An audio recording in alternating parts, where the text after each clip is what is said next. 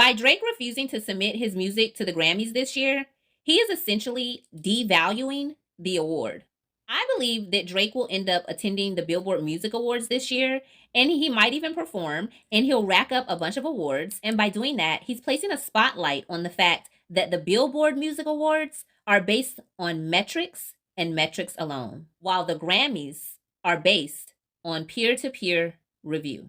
So allegedly, the Grammys are begging Drake to submit his 3 new albums for Grammy consideration. And Drake is standing on business and he's like, hell no, he already does not submit his solo albums as is. And it's because they have snubbed him so many times over the years. But allegedly, UMG is pushing for Drake to submit those albums. And Drake is threatening to sue UMG if they submit his albums without his permission. But I want to talk about why the Grammys is begging for Drake to do this. They need Drake right now. Because, see, here's the thing. If Drake does not submit these albums for consideration, there will now be a disconnect between the Grammy voting body and the Grammy listening body.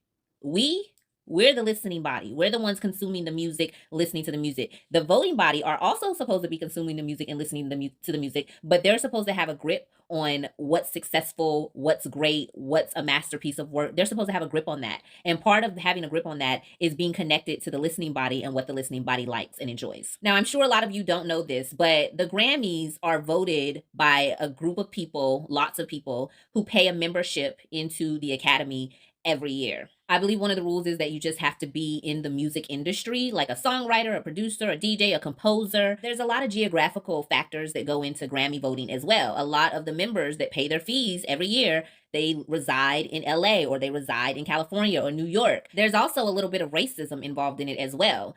Think of it like this. If there's an 80-year-old white man who is a composer, he composes music for like the opera or something like that. If he's voting on a rap category, he doesn't know. He's not really listening to any of the music. So he doesn't really know what's the best album. So he has to nudge someone or someone has to tell him, well, this person should win it, or, and then it becomes a popularity contest. Also, that 80-year-old composer, white male, might also look at pictures of Beyonce, Adele, and Taylor Swift, and he might know of Adele. Maybe he listened to her music. His daughter might love Taylor Swift. He recognizes Beyonce, but when he has these other 2 women that favor him, that look a little familiar to him, which one of them do you think he's going to pick? Hence the reason why Beyonce lost Album of the Year that year to Adele for Lemonade. She definitely should have won. Hence the reason why Beyonce lost against Taylor Swift for Album of the Year for Renaissance. She definitely should have won. She had the best album both those years. Also,